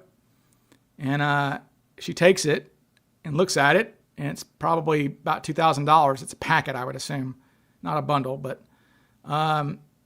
then she hands it back to him and says, sir, we can't accept tips on the airline, which is true. There was a no gratuity directive. But somebody said, was Cooper ever alone with Tina Mucklow's purse? And I said, oh, actually, yes. The stewardesses kept their purses, according to stewardesses from the era of Northwest Orient. If you were working the coach cabin, which is the poor seats in the back of the plane, they would put their purses in the oxygen bottle shelves. So these little shelves where the oxygen bottles go in the back, behind the back seats. And that is where Flo had to go and get her purse. You can see here as Flo is bending down to get her purse from the oxygen bottle container. And if I am sure Cooper was being very wary of her doing that and was probably looking to see what was inside there. And that might have been where he learned that the oxygen bottles were kept, is by that interaction. But if he knew that their purses were kept there, then, there's no indication that Tina grabbed her purse when Cooper sent her to the front and she looked back and closed the curtains on him. There's no indication that she had a purse with her. So I think that Cooper was alone with her purse for 30 minutes, technically. So, never know.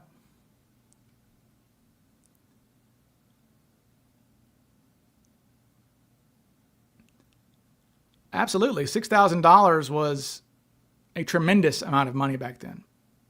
A tremendous, like $50,000 amount. It was a ridiculous amount of money back then.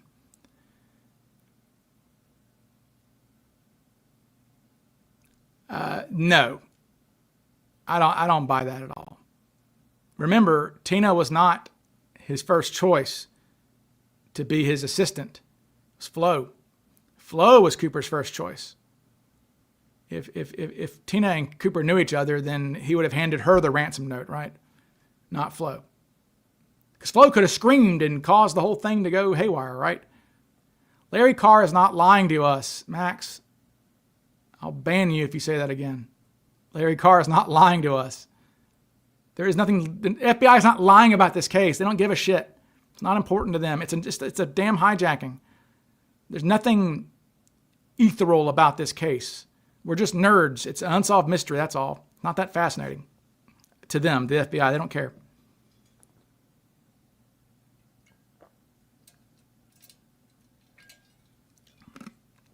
Surely Tina would have given the cash to the FBI. You would think. We do know that Mac McNally gave money to the stewardesses as a tip. He gave them $2,500 and was livid. To this day, he is livid that they turned it into the FBI. He goes, I gave that to them. Why didn't they take it? So Mac's pretty mad about the fact that he's still, to this day, he's mad at the stewardesses. By the way, come to CooperCon if you want to meet Mac and you want to meet Sharon, who is Sharon Weathersby will be coming. Sharon was Mac's version of Tina. He held Sharon hostage for 7 hours, something like that. So if you want to come meet Mac and his Tina, they will be there. Here is a lovely photo of Mac and his Tina. They are friends now, which gives you hope. It's like, hey, what if Cooper and Tina got back and hung out again? So pretty wild. But yeah, Sharon is supposed to be there. We will be showing the American Skyjacker movie at CooperCon, at the theater there, and Sharon will be there, and Mac will be there. So come meet a real DB Cooper, and he may buy you a drink. You cannot buy him a drink. He will not. He will refuse it. He will not accept any handouts ever, like ever. We try to comp him for a hotel room. No, I'm paying for it. So.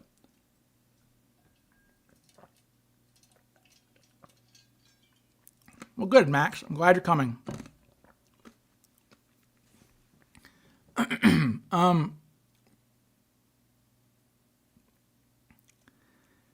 Talking about Larry Carr, Nikki says his only error, I think, is believing Kasi on the shoots, but that's confirmation bias. Yeah, well, Larry's. I mean, the thing about Larry is that Larry is a Cooperite. I mean, but he's not. Larry Cooper was not his day job. Okay, Cooper was a hobby case for him, meaning that the FBI told him this cannot take precedence over anything. Where can I read about Tina's watch? I don't know. You know, she had a cool watch, didn't she? I guess that's a watch. If we look at the photo of, if we look at that photo of Tina that was taken by, brain farting on her name. Marilyn Newton. I've talked to her on the phone several times. Really sweet, because I've asked for these negatives to have high quality of these. Marilyn Newton was a female photojournalist, which is pretty progressive for the time period. Marilyn Newton took all the photos you see from Reno, like this one of Tina. But yeah, you can see Tina's got like this little watch there. That's kind of cool. So that's one of Marilyn's photos.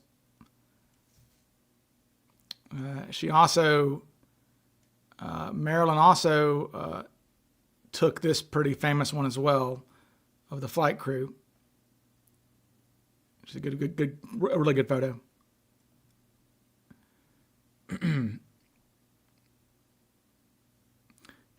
If Tina had an Apple Watch, I'll become suspicious of her. I agree. That's funny.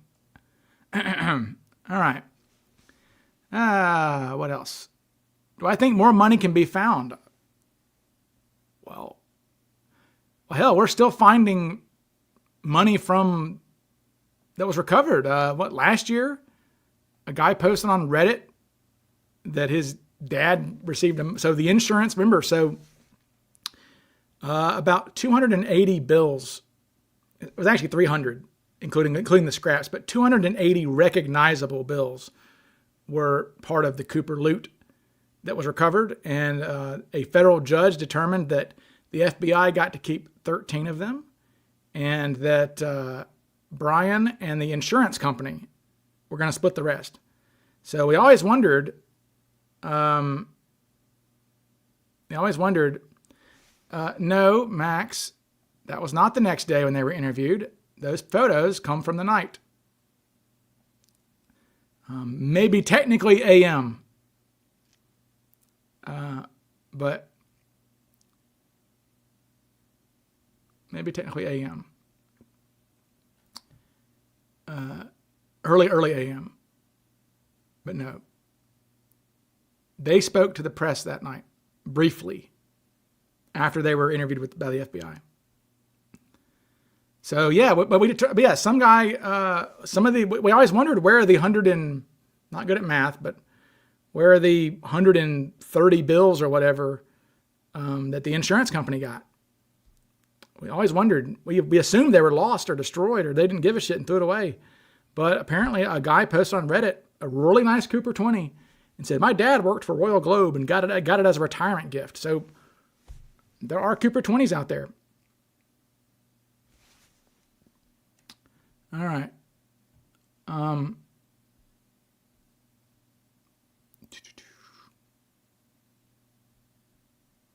Yeah. Yeah, it is the best Cooper 20 on record. Yeah, absolutely. I mean, that's a doozy of one for sure. That one would go for a great amount of money, I think. Okay.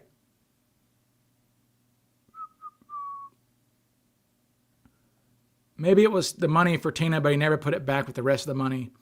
Well, I don't think Cooper handed her a bundle. Okay, so a bundle of $6,000 was what was found on Tina Barr. A bundle of $6,000, three packets together. Okay, now that opens up a whole other can of worms, right? Because we don't know. We've been told by the people who were at the bank.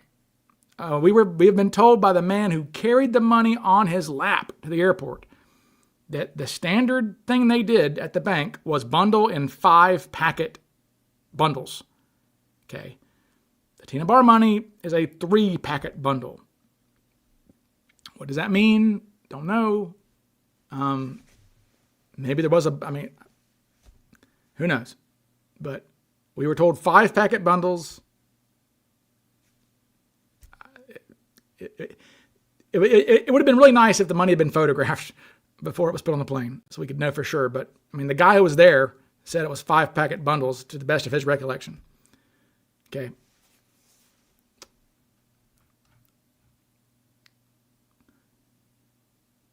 Wasn't there snow on the ground when Cooper jumped? I don't know. There is some color footage of Reno. I don't think so, though. Maybe. Wouldn't surprise me.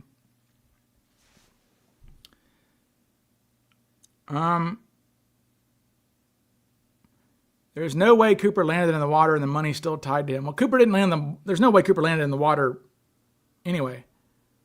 Is Milton Vordal still your top suspect? No. I just there's some things that I've learned that kind of push Milton down the list about him that I've learned recently. I really do think Cooper had parachute knowledge. The little shards, okay, we know what those are, though. The shards are the flakes, okay?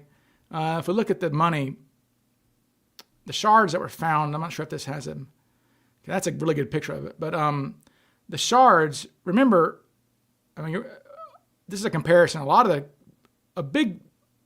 A great majority of the bills are gone, okay? And those are what the shards are, okay? The shards are just the flakes, okay? And they weren't found, and when they say that they were found 3 feet down, that's basically the FBI were not archaeologists. So when they're digging everything, things from the top that are laying around the top level are going to fall into the hole, essentially. That's kind of the thought. Okay, there wasn't more money buried lower. We don't think. It seems unlikely. Do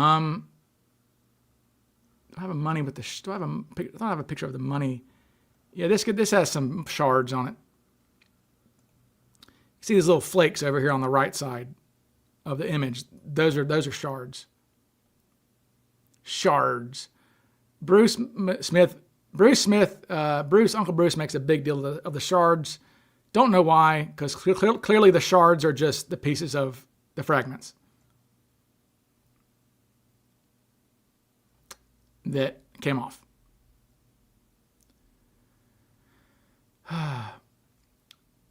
How much should we rely on KK51 as looking like Cooper? Who was he? No idea. He's KK51. He is an anonymous mugshot dude from the 30s or 40s. When did Flo Schaffner pick him out? Flo Schaffner picked him out when, for those who don't know, KK51 is a mugshot. KK51 is a mugshot that Flo Schaffner picked out of a book of mugshots and said, this guy looks like him. So let me just back up. So the FBI have a thing called the FBI catalog, okay? This is what it looks like, okay? It's got random mugshots of guys. So there's an eye section, a nose section, right? So they're just, just looking around. So KK51 is one of the, excuse me. KK51 is just one of these things. And he looks, let me get to him. Looks like, let me find a good of KK.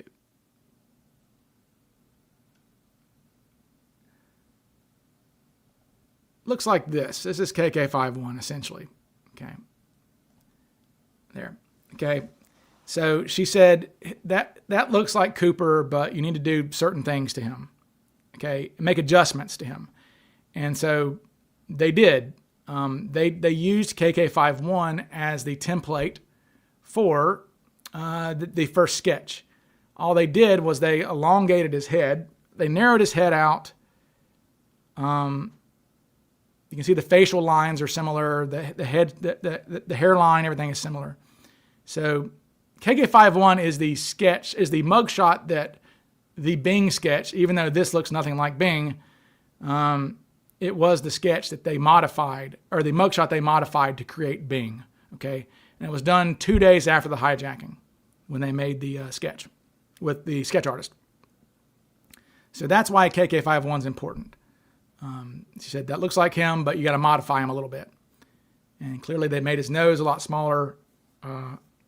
They made his face a good bit narrower. But as you can tell, it is the same mugshot. It is the KK51 is birthed from, I mean, the Bing sketch is birthed from KK51 very clearly. Even the head tilt is the same. That is why the Bing sketch has a head tilt, because the KK51 sketch has a head tilt. Or KK51 mugshot.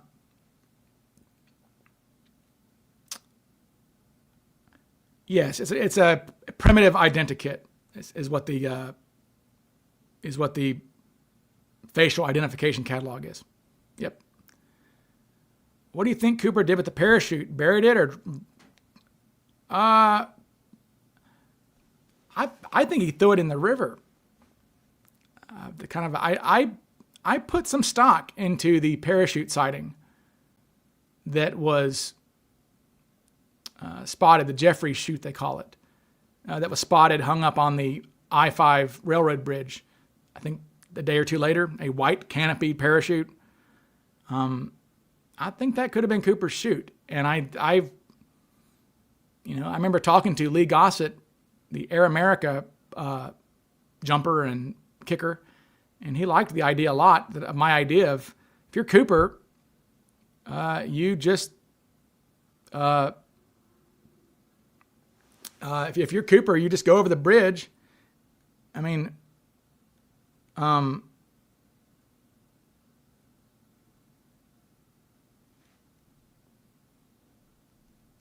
on a second.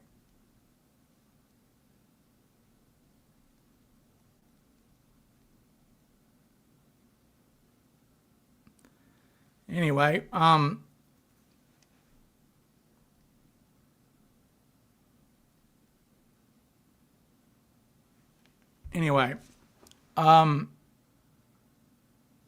yes, I'm distracted. Sorry.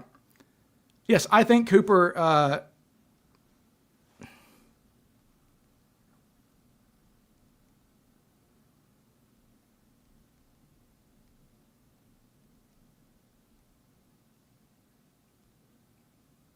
Sorry, folks, I'm dealing with something.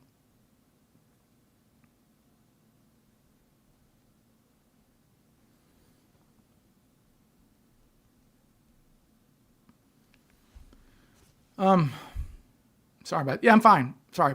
What am I doing? Yes. Sorry, parachute. Sorry about that. I got distracted by something, a text message. Anyway, if you're Cooper, you stash everything. You land, you stash your parachute, you stash your parachute, you stash all that other stuff. The money, go get your transportation, come back to the spot, throw everything in the back seat. And then if assuming you're going to drive south over the I-5 bridge, it's 2 a.m. by then, maybe nobody's around, and there's no CCTV cameras going to spot you. Pull over, throw that parachute into the damn river. And if somebody ever catches it or finds it, well, then they're going to assume Cooper died that night. And if nobody ever finds it, then great. So that's kind of a win-win. So I think that could have been Cooper's parachute. What suspect would you be most shocked the hair slide matched to? Walter Recca. I think Recca is the worst suspect we have who actually gets any sort of play. Recca Recca's an insult, essentially. Wait, how did Cooper's parachute travel from the river to McCoy's relative's house? Don't know.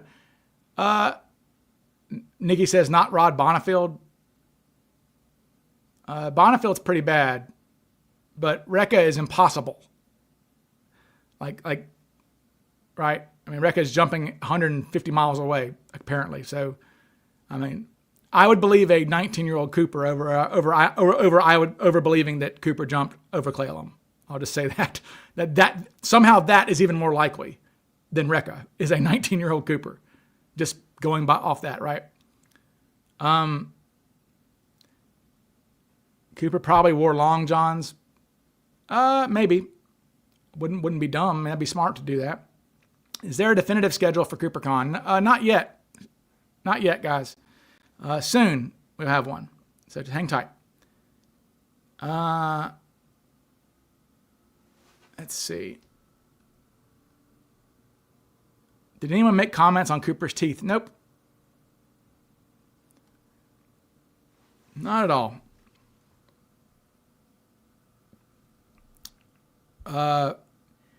Anyway, all right then. Well, I don't want to get going on too much longer, folks. So it's been over 2 hours. Wait, okay, I'm getting more questions. Hang on. All right. Do I believe Cooper knew it was going to be raining when he jumped? Well, yeah. I mean, it's the Pacific Northwest. It rains every day almost in November, December, and that helps actually. I mean, cloudiness keeps actually kind of smart. Cloudiness keeps you being spotted coming down.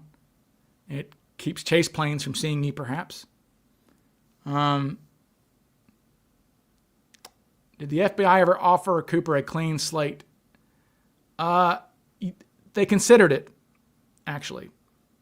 They did. Larry Carr went to his office saying, look, can we offer amnesty to Cooper? Just to get this off our slate. And they said, no amnesty. So, thanks, Matt. And Matt, watch my video, Did Cooper Jump?